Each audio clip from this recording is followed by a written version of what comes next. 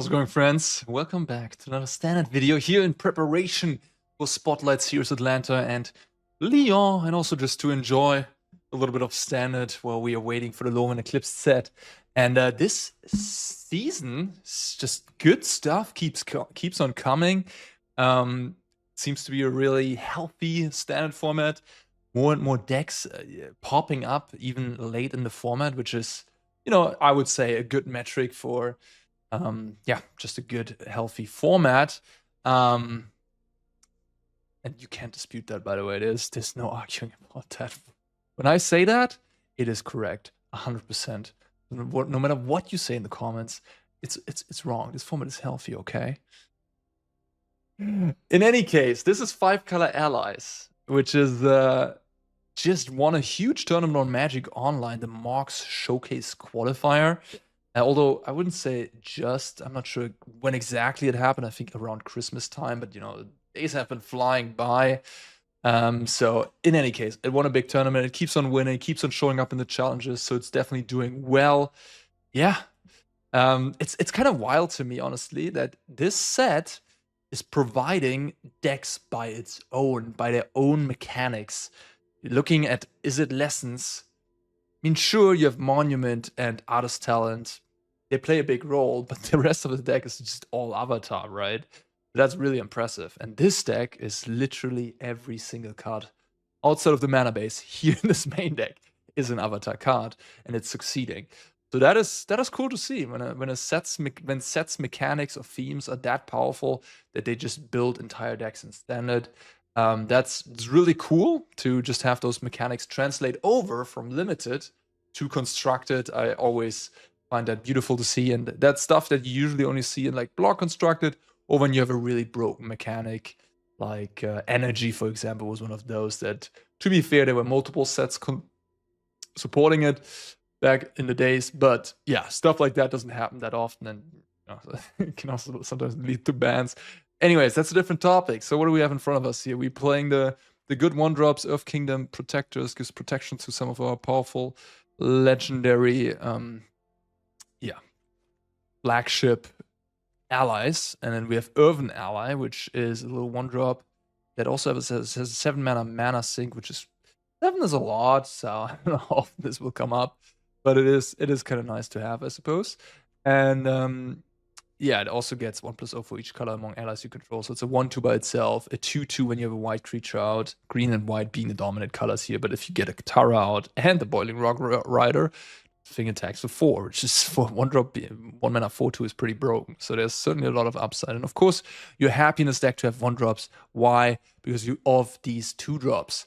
All of these 2-drops wants you to have cheap creatures. We have the Lieutenant buffing all our creatures and getting buffed by other allies. The Great Divide Guide giving them all mana. And then the ally that wants to have lots of cheap allies to draw cards with. So yeah, really powerful. These 3 are extremely good, as we can see in Limited as well, right? And the abilities are just like very, very powerful. Giving all your creatures the ability to generate mana is really cool. Something like that comes instantly to mind is like Resolute Reinforcements. Works really well with Earth King's Lieutenant, works well with the Great Divide Guide, and works well with the South Pole Voyager. But this list is not playing that one. Just a thought that came to my mind. I don't know if it's going to be good in this deck, but maybe it will be. And then we have the Boiling Rock Rider, a little bit of graveyard hate, which is pretty good right now in the format. The Lessons deck hates to see this card. So the Reanimator deck doesn't like to see it. You can exile a random Nature's Rhythm or Winter Night Stories, or you can disrupt at instant speed Storm Chaser's Talent. This card is quite nice, I think. Allies at Last, a little bit of a removal spell. I think there were previous versions of this deck that played even more of sort of the Cavern of Souls, just mean Dragon Tea Shop type lands. What's it called? Something Courtyard, Secluded Courtyard, I believe is legal as well. Let me just double check that, but I'm pretty sure it was in Foundations. Yes. Which is pretty good in this deck. It does help cast a lot of things, but of course it doesn't help cast you Allies at Last. It doesn't help you cast sideboard cards, which we're going to cover in a minute. So, there's a little bit of a ongoing discussion, I guess, to be had, which one's the right way. But yeah, this version is opting for a green heavier mana base with starting towns and allies at last in the main deck, which, you know, 1 mana kill spell is very nice. Aang, Swift Savior, I mean, this is just outright one of the best cards in the set, I would say. And it is also an ally, so yeah, you're gonna put it in your ally deck. And then we have Katara, which is a really sweet one. Doubles up all your triggers, so doubles up your Lieutenant trigger, doubles up your Aang trigger, doubles up even these triggers. Not the activated abilities, so not the top one, but the second one, which doesn't actually do anything. And ally. Oh, it does actually. It means you can cast 2 ally spells when this creature attacks. And then it doubles this one up. Also doubles the draw trigger, I believe this is how it works, but we'll find out, I suppose. Yeah, so Katara can do a lot, and it's also a sweet, fun card. Coda, cast allies from the top. He's super powerful in this deck as well. Also has the protective ability, so quite nice against sweeper effects. And then we have 1 copy of Aang at the Crossroads. So certainly interesting to see this little top end, I would call it. But yeah, just trying to make the deck very lean. But yeah, I would think that like Aang at the Crossroads especially is kind of giga nuts in this deck. Talking like a 18-year-old, giga nuts. Also, just mana generation from the Great Divide guy, I would think it allows you to run a little bit of a higher curve, but I suppose you do have a mana sink here with the Waterman as well. Well, that one is not really a mana sink because all your creatures actually tap for it anyhow. Nakoda seems also really good here. But yeah, I mean, they surely have thought about it. We have Ghost Vacuum here in the sideboard, Heritage Reclamation, a card that you can run now of this green mana base situation, green-white mana base. Felt out by Ghost for some removal action, Earth Kingdom Jailer for some removal action in forms of ally, third Hakoda, maybe for the grindy matchups. Counter spells as well, yeah. We are running a lot of blue sources as well and the starting town, so we can splash or detect intrusion. We have 1 copy of My Scornful Striker. I mean, against decks that run like lessons, I suppose, control decks, this card seems pretty fine. And we have Scout for Survivors for some extra grindability.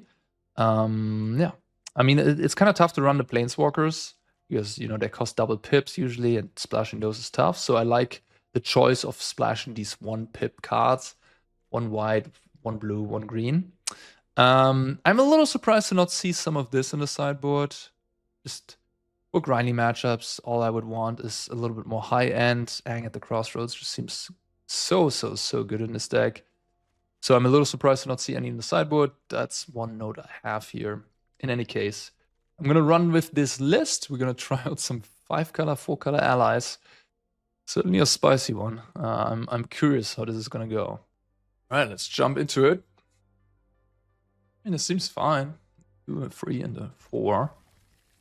No 1-drop. This gives flashback to 5-color humans, which was an archetype in Modern for a bit. I actually played that deck at a Pro Tour once. I believe I went 8-2 or 7-3. Definitely had a good record. Very simple, not much choice on the cavern. Ally is the archetype to choose. Bastronaut.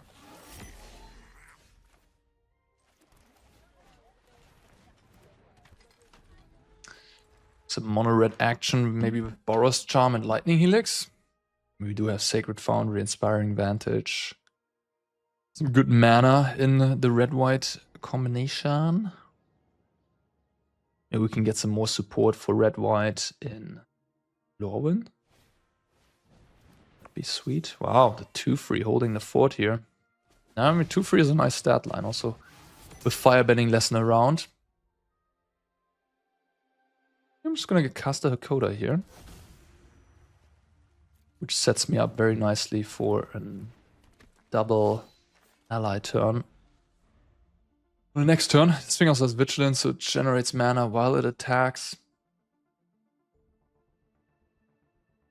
I mean, I feel like my opponent's in trouble.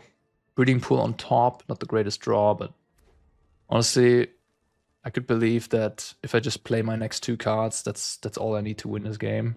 I'm gonna get 2 counters on everything, besides the lieutenant. It's pretty good.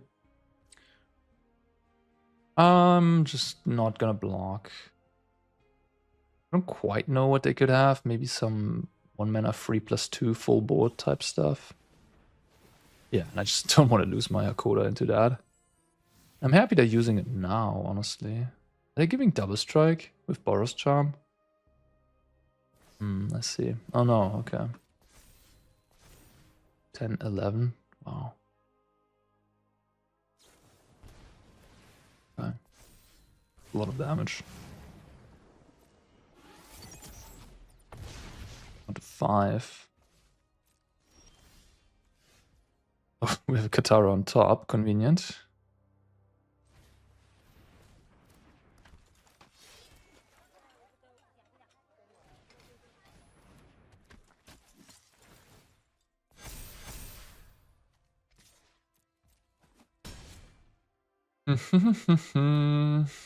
Alright, I'm at 5 life. I mean, if they have the perfect, if they have like Shock plus Lightning Helix, I die.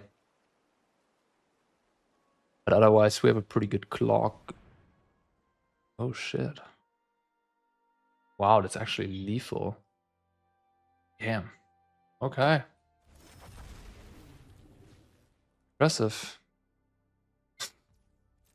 Yeah, just unloaded a lot of damage with that Ember Challenger. I die. They have the Menace here, so it's lethal. Yeah, seeing it. Alright. So yeah, I don't think I lose this game that often, but the hand was giga nuts, to repeat myself. So yeah. You lose some of those, I suppose. Built up a Ghost, obviously, for this matchup. I would think Hakoda is kind of nice too. Big butt. This card seems kind of bad here. Or at least, like, the ability just doesn't do anything, so it's not great. Of Kingdom Jailer seems bad, so I would want this and this, I suppose. And then I just cut some of these. Seems reasonable.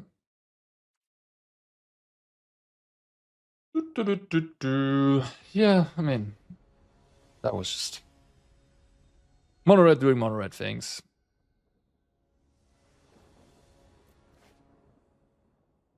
I really don't think I'm supposed to block the Hakoda there. Like,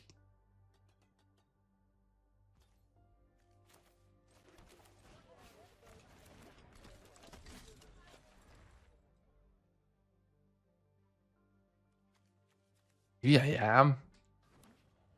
I don't know. I didn't have that much going on. If my hand was more loaded, I would do it. But I didn't have that much going on. So I think I'm not supposed to do it. In hindsight, you know, it's easy to say as always, but like I didn't know that my opponent would go full bore and shock my face to deal me an additional, what was it, 3, 7, 11 damage. I didn't have that information when I made the block, so there's no point in being mad about it. Or regretful, I suppose. This draw seems pretty good. I'd be surprised if I lose this game.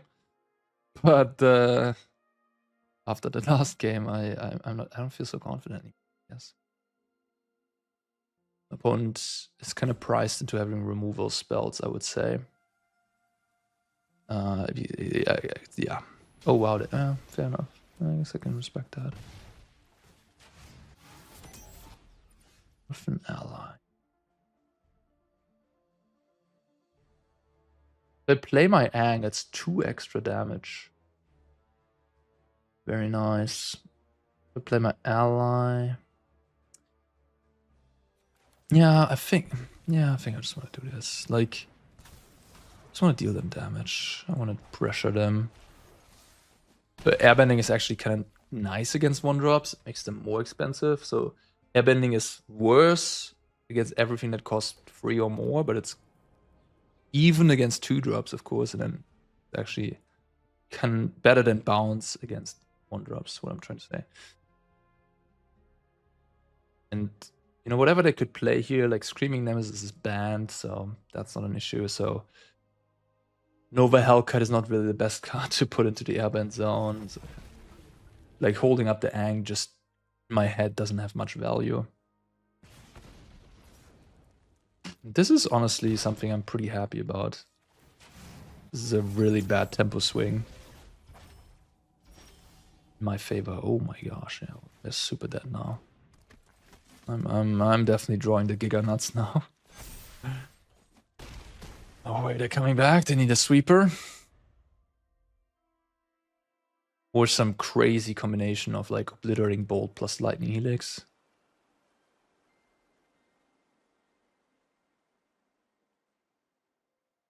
Which isn't crazy, but, you know, very specific. Guess they could have Witchstalker Frenzy. Witchstalker Frenzy is kind of nice in situations where you're either very far ahead when you have a lot of creatures, or when you're very far behind, being a 1-mana removal defensively. But that's probably not a good position to be in. If your opponent's attacking with 3 creatures and you're a mono-red deck, even if you have the 1-mana removal there, might not be the greatest situation for you.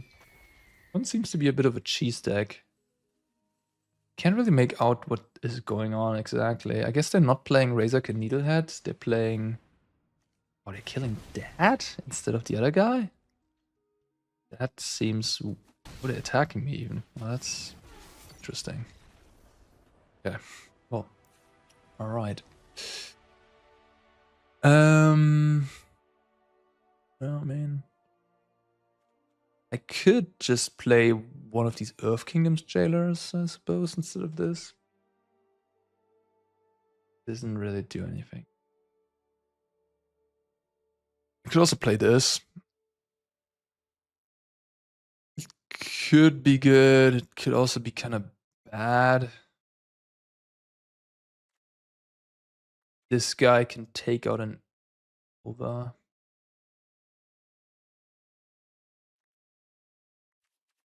Pretty risky proposition. This also casts allies from the graveyard. It has some grind ability similar to the Scout.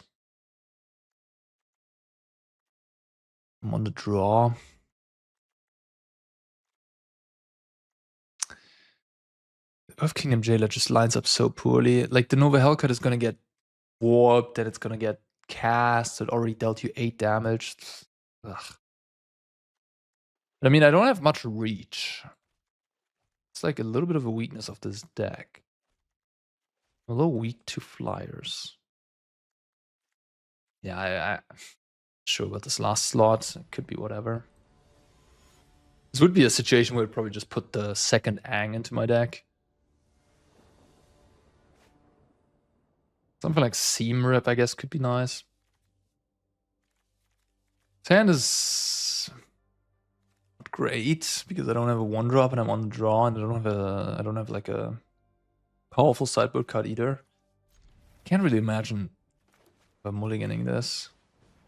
But I might just die to a fast mono red draw. The more I think about it, the mono red matchup doesn't actually seem that great to me. They have cheap red removal, which hits a lot of your 2-drops and 1-drops. And if you take out pieces of this deck, then the deck falls apart a little bit. Like these 3 toughness 3-drops, they can just be answered by Lightning Strike or Lightning Helix. That's not good.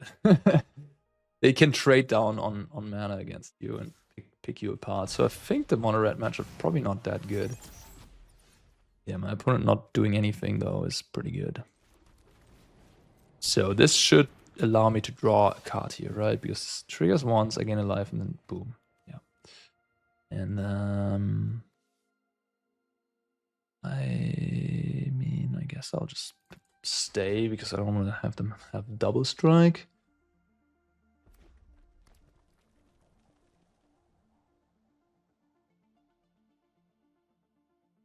I'm really hoping they kill the Katara here. Doesn't make the biggest difference, but it would be nice. Kind of funny how Floodform Verge is really just the plains in this deck. Hallowed Fountain, I guess, from Lorwyn would would improve the mana base. Like, you only have 4 breeding pools, right, to enable this. Attack with both.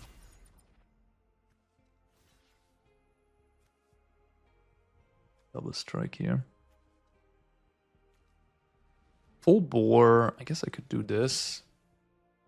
It would actually work against that card. Okay. Alright, fair enough.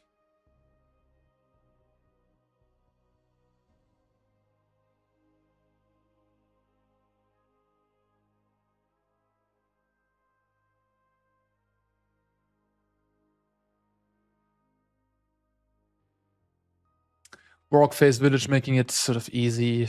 Make this block. I can't really be blown out.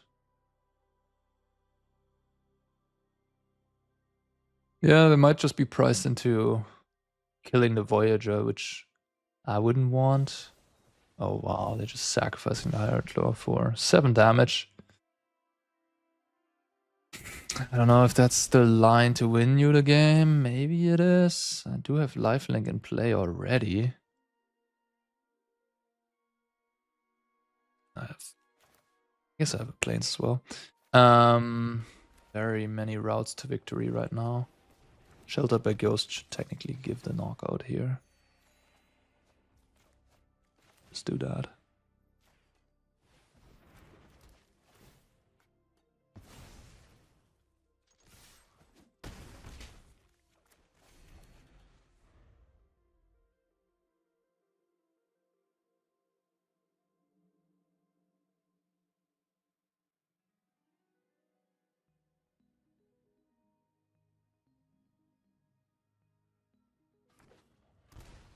I do think Standard would be a little bit better with some more powerful sideboard hate cards. I tend to like those.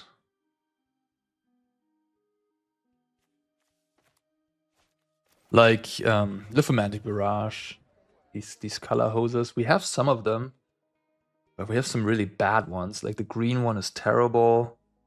Like a small Viper, I think, that whenever opposing player casts a black or blue spell, it gets a counter. It's just not that good.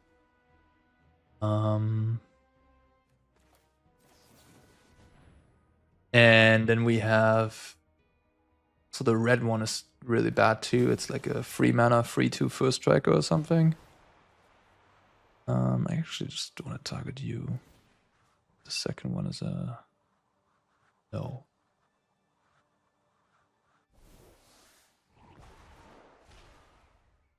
I really see Katara going off here, triggering my Ang double, triggering my Voyager double, triggering my Lieutenant double. This deck seems kind of nice, not gonna lie.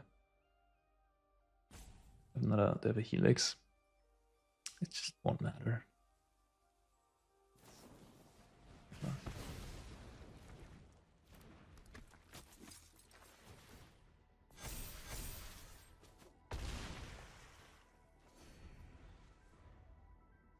To be fair, I mean, if my opponent would have been on the play, going 1-drop, 2-drop, and drawing their lands, I could have easily lost this game. My opponent just, didn't develop their game plan. Had a really scuffed draw, keeping a 1-lander. That was sort of the success here, the success story, the explanation for this win. This matchup does seem not that great, I would think. Like, this is just easy to just pick apart these creatures with red removal because they're very small. Yeah, so this is a natural enemy, I would say, to a deck like 5-color allies, but we snuck out a win. Anything can happen. Play first. A bit of a clunker. I think I'm gonna mulligan this. This just doesn't seem that good. I'm missing a 3rd land. I have repetitive Rock Riders.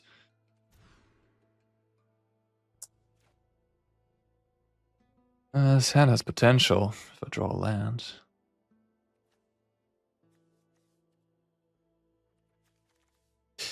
I'll go to 5. Okay. Do I need the starting town to cast my stuff? With 1 just mean dragon and a plains, I should be able to cast most things. But maybe I should be cautious. Let's do this. I could draw a second Floodfirm Varge, which probably would disallow me from casting. Yeah, would disallow me from casting the Katara, right? If I keep the Verge.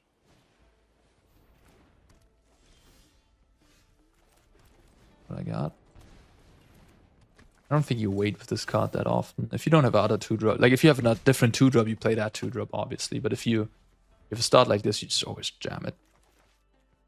It has that ability of getting bigger anyways, and it will get 2 counters with the Katara, I believe. Okay. Alright, alright, alright. Life gain, black-white. Could be a tough matchup. Especially on a mull to 5, missing my land here. Like a black-white life gain deck usually has the heads up against like other creature aggro type decks. Usually has the yeah. Very good matchup. That's what I'm trying to say.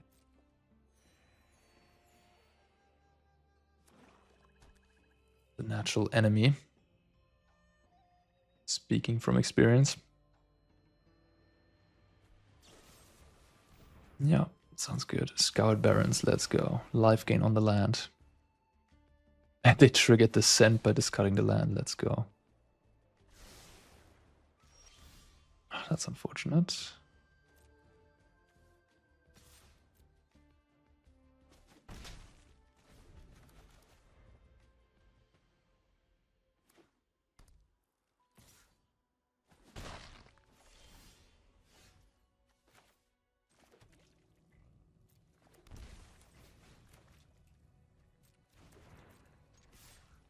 Seems like they're flooding.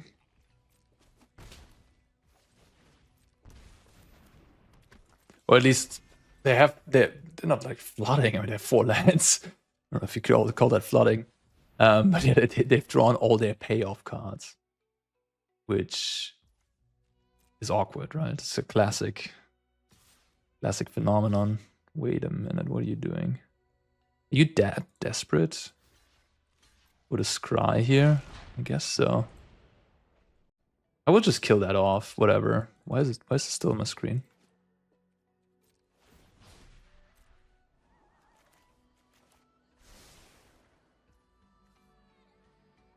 Can cast stuff from the graveyard. Not very impressive.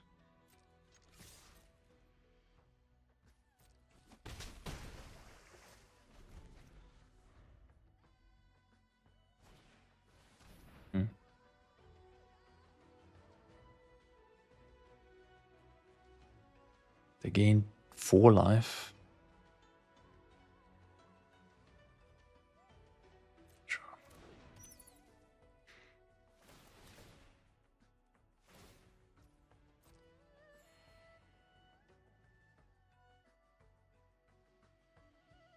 This is such simple magic. I don't even have anything to talk about with you guys. There's no decisions here. I mean, this is in a way, you're just playing a creature. You just have to make decisions which creature on turn 3 you have to play if you have a Katara and an Ang in hand. But even that seems kind of simple with this deck at times. Play the Katara first. Do other things better.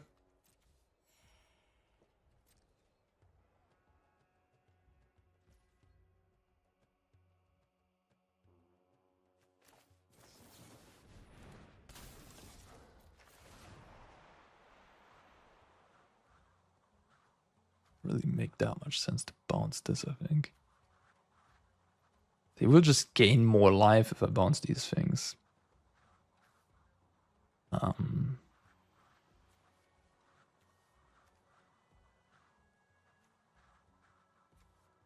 don't think it makes sense to do it. Just doing nothing. Yeah, it's just a 2-3.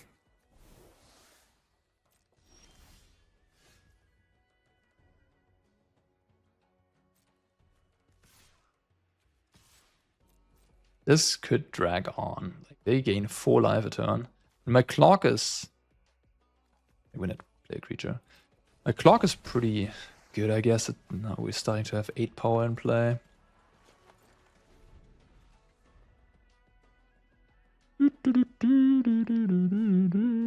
Okay, there's the payoff. Which that thing is gonna grow a lot.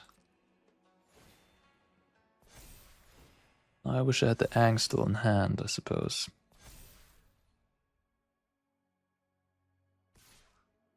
Whoa. The heck?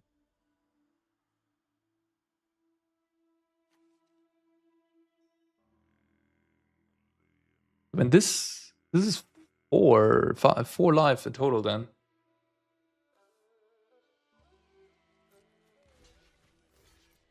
They won't even get to the case flipping. It's interesting. I also can start exiling creatures now, so it doesn't matter. Just wanted to flip this and sack the bat for that? That seems kind of crazy.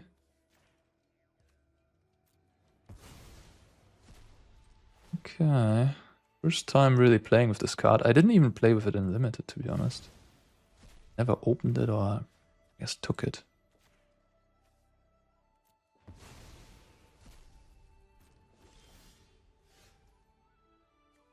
Want to attack with it, but they do have a thing. And I have to pay mana for the lieutenant.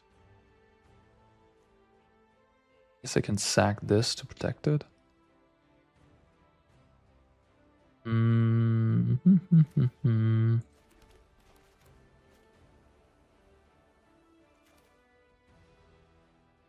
we worth it all?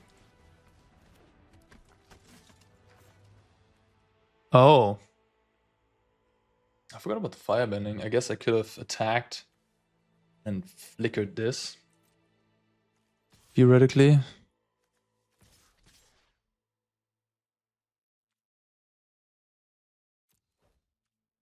Oh, double firebending even. Well, it doesn't really matter, I suppose.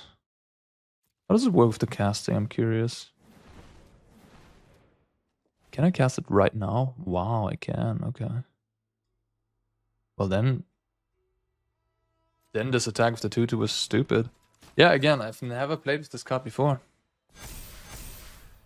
Yeah, it doesn't say like this turn. It says you may cast it right away. Huh. Well, good to know how that card works. Now I kind of suicided my 4/4.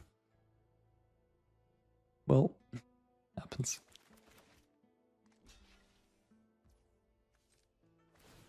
Yeah, I guess I don't have to give indestructible either. Alright, bye-bye.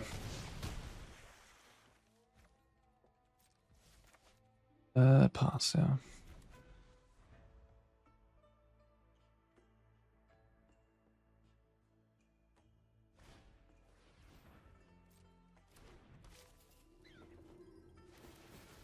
Yeah. This gains flying when they lost life, which they can do via like a starting town. They don't have starting town in play.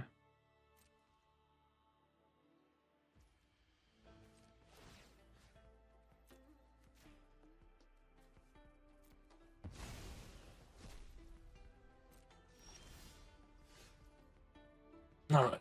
11 life, firebending 2. I can flicker 2 blockers, attack everybody. That triggers my Earth King guy times 4 actually with the 1/1 that I cast with the Boiling Rock, so I wasn't done making the math. Maybe my opponent was done. It's faster doing the math. They block 2 and they take 15? Something like that. Lethal. Alright. Not much in my sideboard here. I would think that would be good here.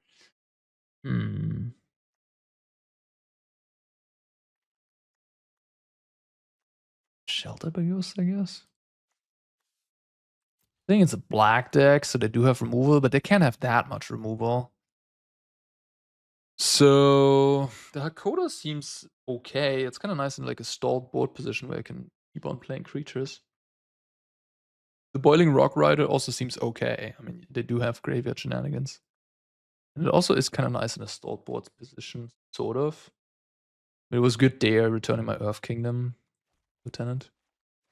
I don't know how good Shelter by Ghost is, honestly. Maybe I shouldn't worry, but like this type of thing I obviously have to clear.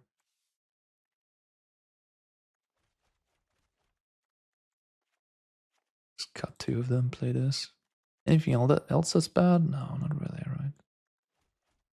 Yeah, I'm just gonna do this.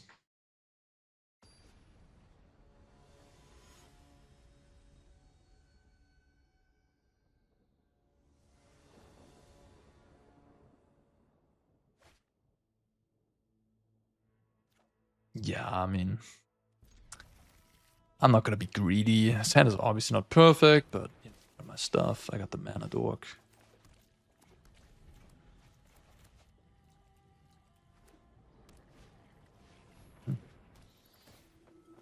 I'm glad I have this here instead of another one of these.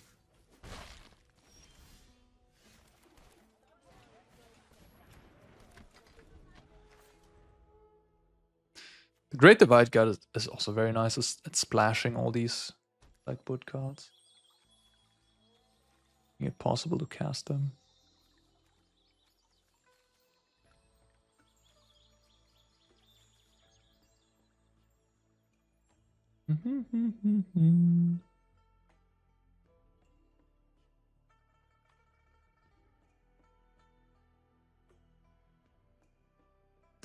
It's deep in the tank. Fabled Passage turn 3 is usually a tell that they have no lands left in hand, or maybe just lands plus Fabled Passage. It's just a very weird and wrong land to play on turn 3. So it kind of tells me they have probably gas.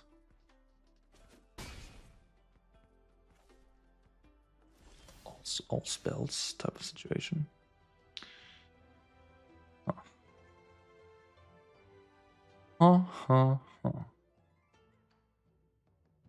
Probably need to take care of something. Interestingly enough, I could take care of this guy. Seems to be their life gain source right now. But these are obviously threatening as hell. I don't love that I can't gain life right now either. But it be like that, I suppose. I think I just have to make a move.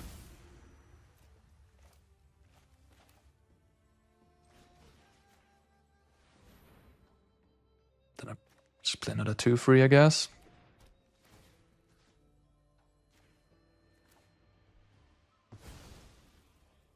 Then next turn we can do some shenanigans and then maybe attack with the Great Divide Guide. Could have also put the Sheltered on the Lieutenant, I guess. That's a creature that grows more than this creature grows, but it will take a little bit longer for it to grow that much. But yeah, I could have done that. I didn't even pop the Fabled Passage, interesting.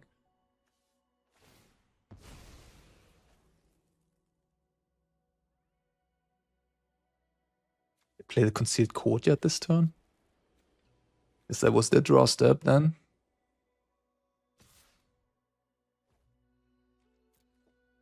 I do like that my Divide Guide is living. Being insta-killed. Maybe I'll just play Hakoda next turn so I have protection. Well, or that's even better, actually. That is even better. Alright, so let's play you. Then let's play you. And then let's play the Protector. I don't really want to counter on this, so I'd rather have a counter on this, but I do want to counter on this.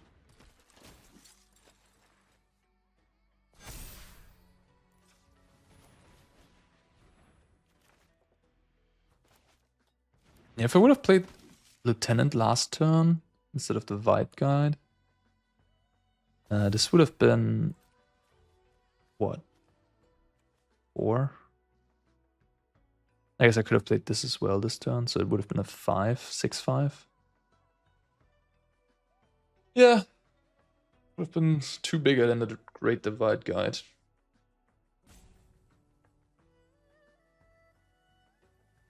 Maybe that was the wrong move. Probably, actually. The more I think about it. Like, the spread isn't actually that good here, spreading it out. It's actually nice to have a big guy. So, you know, I can attack into their big boys.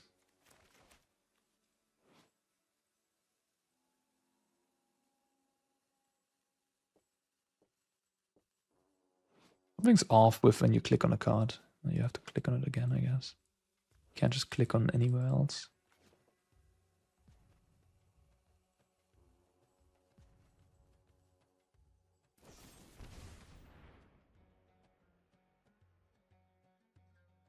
I don't really care, to be honest.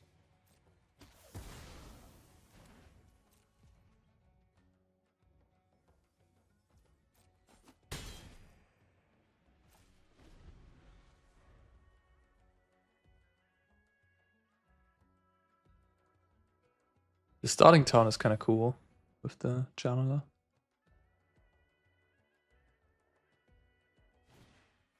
Ooh. That's dirty. Well, I guess we're losing this game now.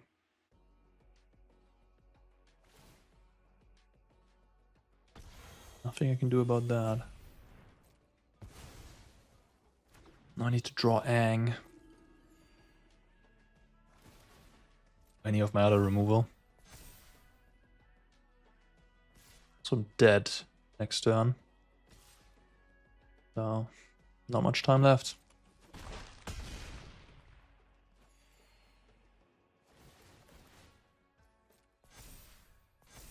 I mean, Essence Chandler is a very strong payoff for life gain. That works. I'd still die, though. Like 6 from these. Definitely not out of it here. How do I win this game?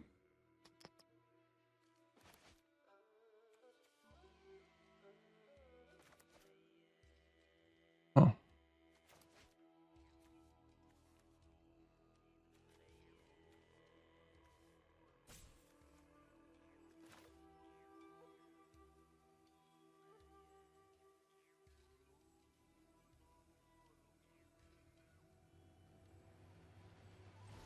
Yeah, well, I just need to draw Ang, I guess. Ang is my best draw. Because it blocks the bat. Not really much point in not doing it now, right?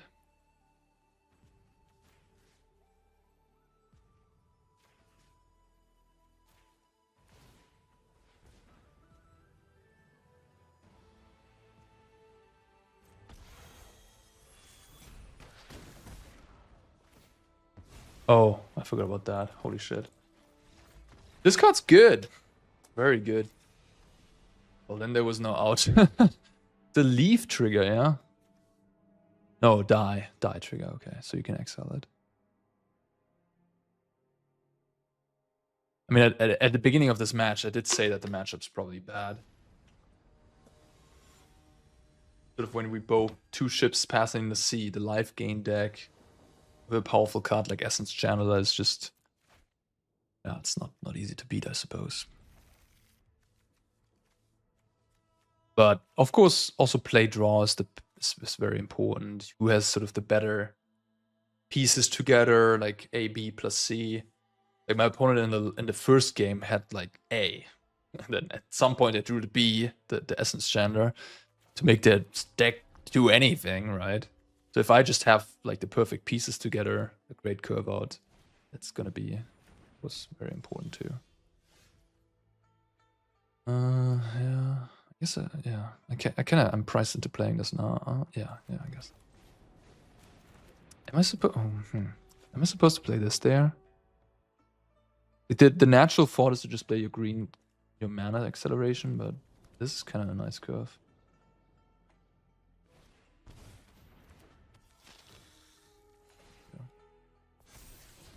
Strong, very strong. And I'm flooding. No! Oh man, I get really punished now not playing my... Ah, it sucks. Not playing the Voyager. I should have just played the Voyager. I punted. It's this song. Like... Oh, what can you do? It sucks. Oh wow, they're not playing what I think they were playing. Good. Oh man, now they're drawing all the payoffs. They're gonna cook me. This matchup's not good, I can imagine. That was a good draw.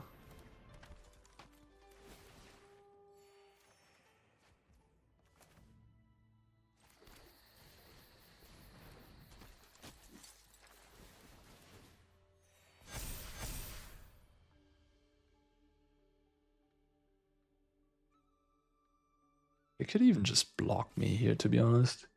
But I don't think I'm winning this game by not attacking.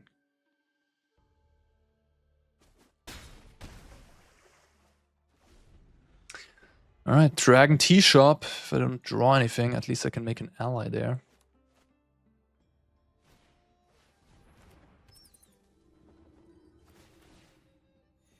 Yeah, this looks powerful, what they're doing. Much more powerful than game 1 and game 2.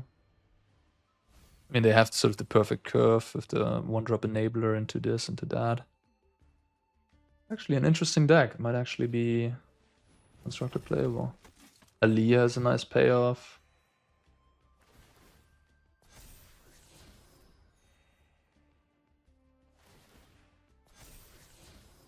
Wow. Aliyah is pretty sick. Cracking the Fabled Passage immediately so they have a one-drop.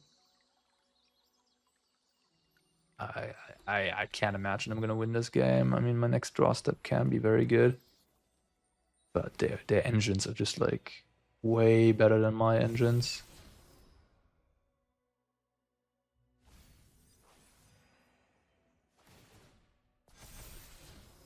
Get lost on top. I'm giga dead. I need to. I don't know. I don't even know how I'm gonna win this game. I need to have a miracle happen, I think. Look at the sizing of their creatures here. This is freaking turn 4, by the way. This is turn 4. They have 7/7 and a 7/6. Yeah, I mean, I'm gonna draw an extra card.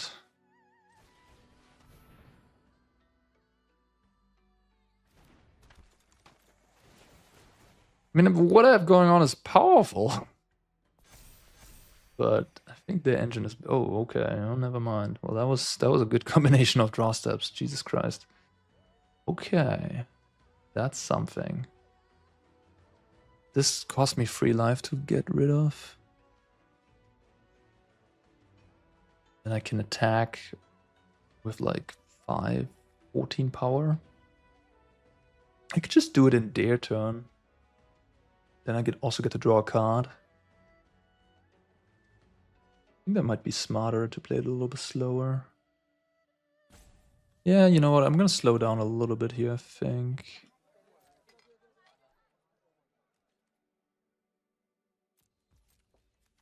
Okay. Wow. Yeah, well, those draw steps were good. Can flip the Ang, not this turn, but next turn.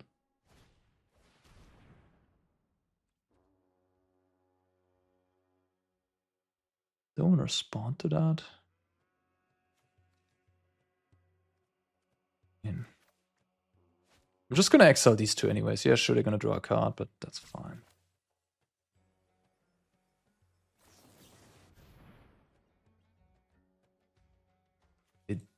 Oh, they have the Get Lost. Oh, that's actually sad. Ah, yeah.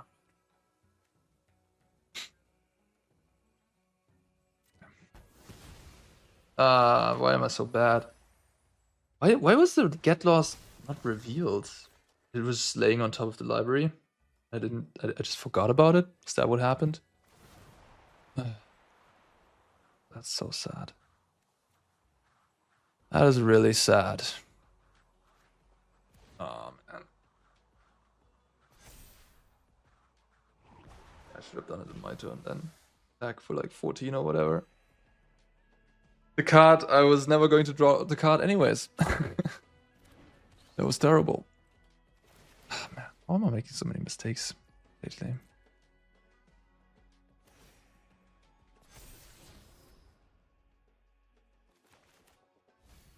Really annoying.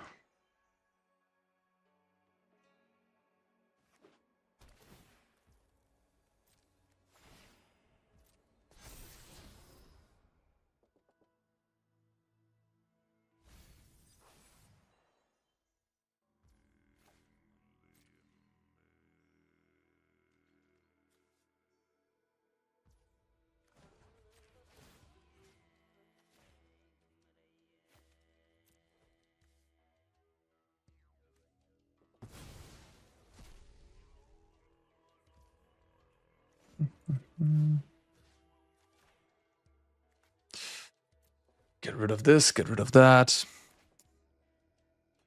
They should be at like 5 life. I mean, the thing why I didn't want to do it is because then they could have replayed these creatures, but they would have been a lot smaller anyways. It would have been fine. Like, I wanted them to cast something less relevant, like a Deep Cavern Bat. Bait that out of their hand, which I knew they had, right? That was sort of my thinking there, but I just didn't think about the instant speed removal to kill my Katara in response, which was also face up. I can get it back with the Boiling Rock Rider. Ooh, okay. Okay, right, interesting. This actually flips with the maps, so that's good. Trample reach, put it on each tap. So, play this.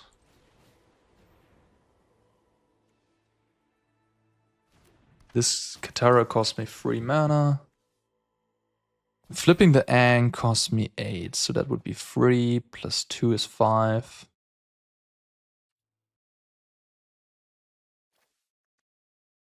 So it could build a pretty big army here.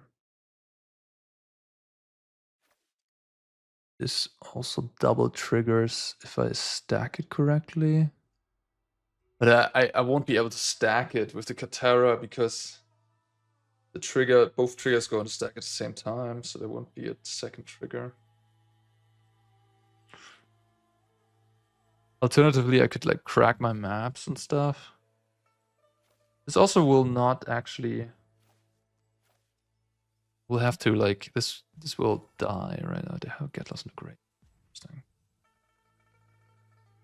Like it won't have flying anymore, which is a little bit relevant. Ascatera. And tap 3, 5. So I literally have to tap all my creatures to accomplish the flipping of the Ang. Okay, well, I guess sure.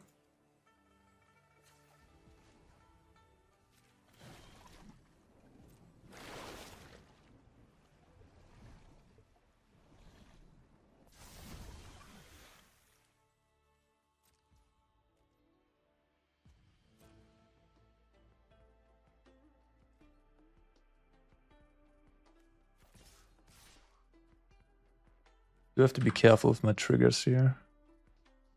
It's not auto.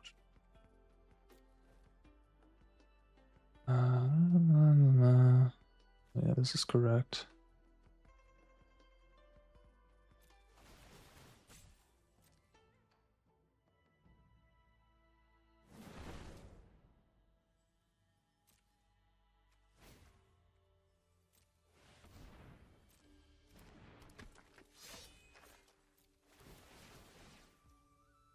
We're doing things, we're doing things. This is certainly a bit of a crazy game. Huh. Sweet if I could cast that. Actually cannot cast it.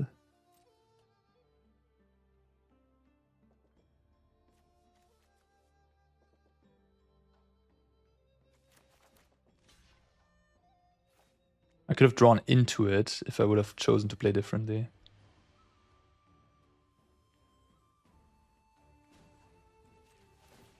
They chump block my... Interesting. Can't exile any more cards, so that makes sense. Stay back with this, I guess. I can exile my own Earth King, but I will just stay back with the Katara to block the Innocence.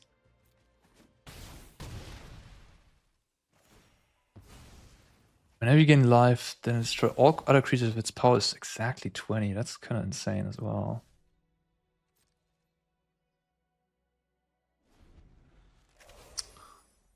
Like, we're getting to that in a way. Oh my gosh, I might not be able to kill the Amalia. Maybe I will be able to. I mean, they will kill one of my creatures here. It's been a bit of a wild game.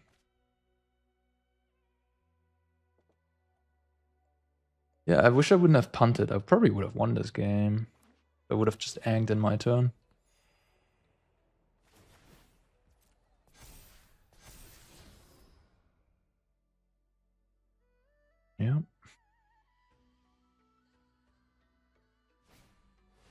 Oh wow, they're not even playing a removal spell. That's interesting.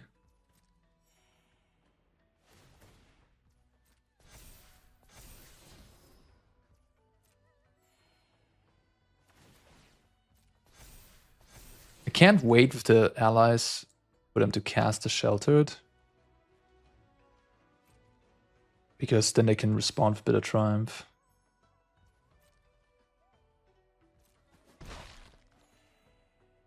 I'm gonna do a pretty good amount of damage this turn, though. Theoretically. I guess we'll exile my Earth Kingdom. Ah, interesting, interesting.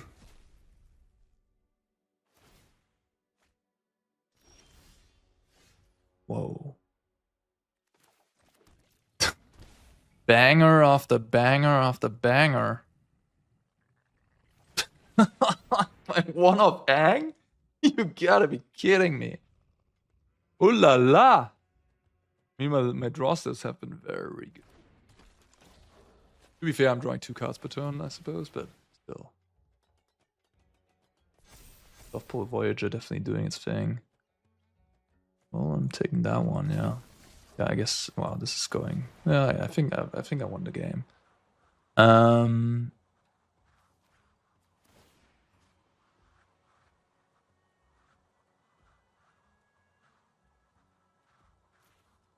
Probably have lethal here. I would presume. Yeah. Yeah, I think I do have lethal. I could have also exiled my own Ang. I'm just realizing. Which would have given me more stuff. Oh wow, I found a thing on top of my library. Hallelujah. Okay, alright, well, yeah, I guess if you let this ally deck... Like, they needed to kind of probably cast Bitter Triumph there to kill my Katara. They got a little greedy playing the Halia, I think. They would have killed the Katara. I could have cast it again, I suppose. But then I would have kind of lost more stuff. Drawing the Ang was very lucky. I mean, I was just giga powerful with the Katara in play. Like, you get more allies. Those allies trigger your other ally things. They trigger from the Katara again. Like, that combination is just so sick. Yeah. Wow. When it works, it works. When it works, it does feel pretty nice, not gonna lie. This works. I have no 2, unfortunately, but that's fine enough. Don't chase her.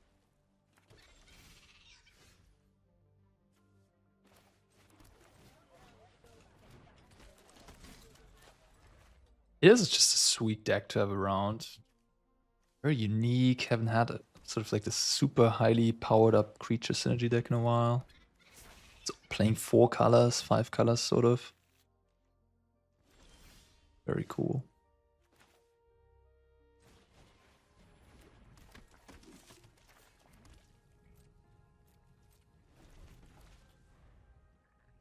Boomerang basics onto Stormchaser's talent. Attack for free.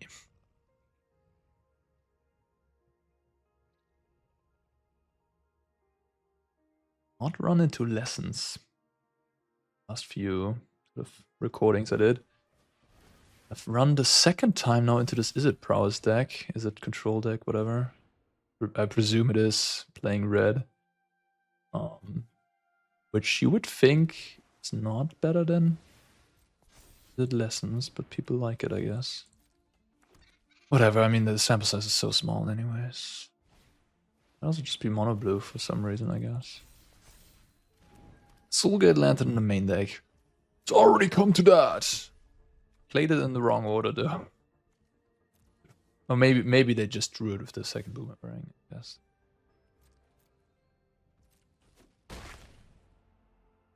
Ang is nice against auto tokens, certainly. Oh.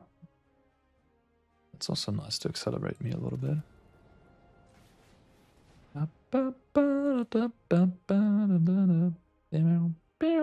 It's a very disguised Ang as well, kinda, because it's from the creatures. I don't really have a good attack anyways. So not like it would be not disguised if I had a good attack, right? Then it would be like sus, but it's already sus. Like if I see my opponent passing a free mana, I think about Ang, but my opponent might not necessarily do that. I kind of want to respond to Splash Portal. I want to respond to. It's a little annoying though that it's kind of. They have. No, it's actually. Like, I kind of need to exile the Splash Portal here. Like exiling the Riddler and making it cost 2 mana is pretty bad. But then if they have a. Oh, they don't. Right. No, never mind. Never mind. This is actually good. Right. For a second, I thought Splash Portal cost 1 mana when I airbend it, but it doesn't.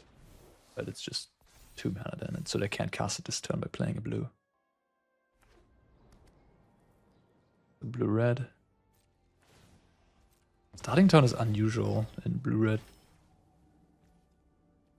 Normally don't see that.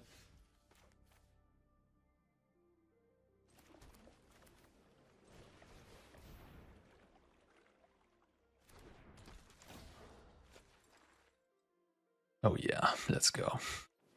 Oh yeah.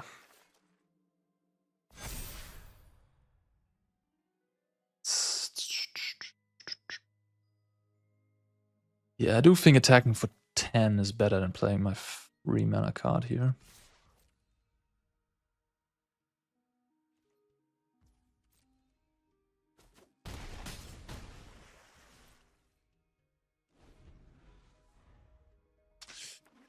I mean, I don't know, but this card seems so nice in this deck. I don't really understand why people are not playing it more. Maybe other lists are playing it more, I guess. I haven't really done a deep dive on what other people are doing, but this card seems nice.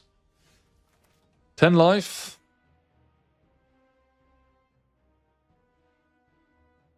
They have take 7 in the air, block 3 on the ground, take 9 in total. They have to jump with everything. They do the Ang here on the Riddler. It's probably good enough.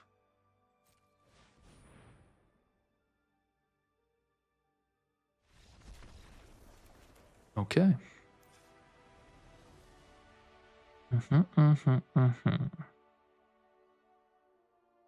Coda, maybe? Seems kind of nice against most of their removal. Scout for Survivors.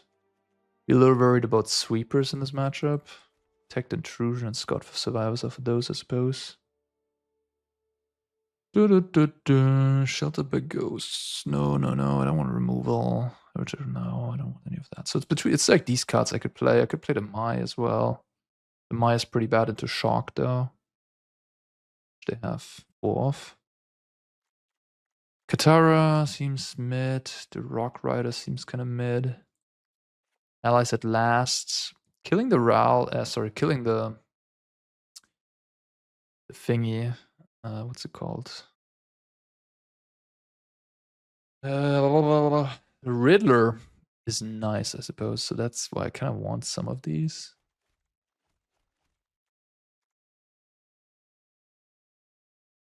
Torch Exiles. This makes not that much sense in the Torch. I don't know if I like keeping this up. Be fine. Might be fine.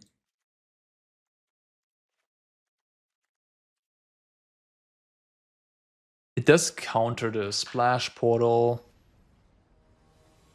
Yeah, I don't know, but it doesn't cost 1 mana that often, especially when you're on the draw. It's going to be a little bit tricky to have a tapped creature when it's important to have a tapped creature. Sand is perfect. What against the 5?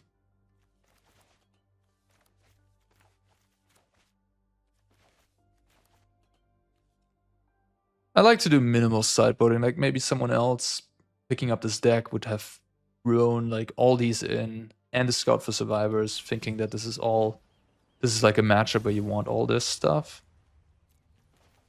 But when you play these synergistic creature decks, I think it's a pitfall to over sideboard.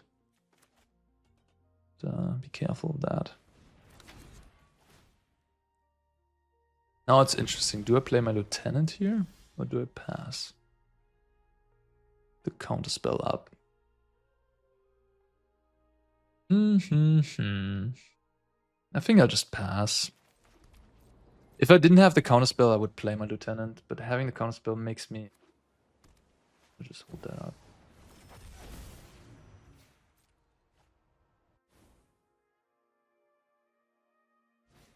Glad I did. Glad I did.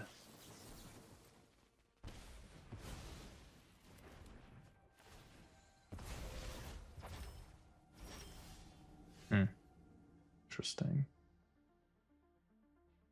I want to play that. I also play Aang. I think I want to play Aang as sort of a protective creature in this matchup. Try to protect one of mine in response to removal.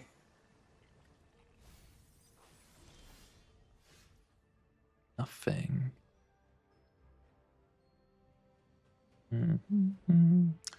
Here I just want to play Hakoda.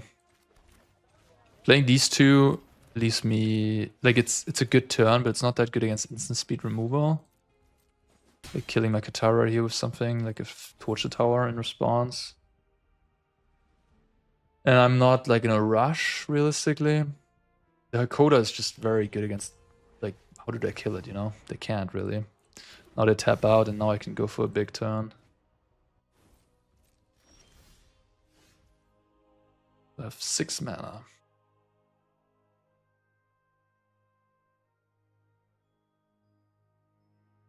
I kind of want to hold up the Aang, but now that I have the Hakoda, I don't feel I need to hold up the Aang, to be honest. Kind of just want to get... I mean, I could also play Katara and just hold up the Aang. That's a really nice turn, isn't it?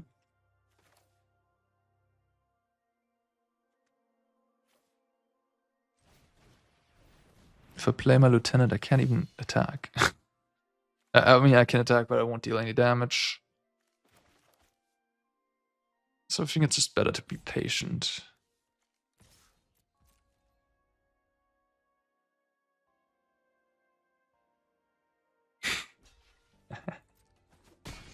Fair enough. Well, worth a try.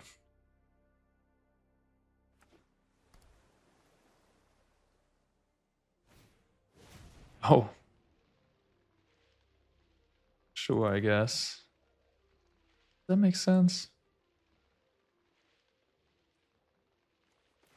I'll do it.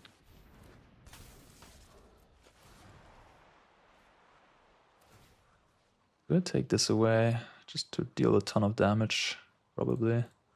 It's obviously not optimal to put this thing into the... But this seems...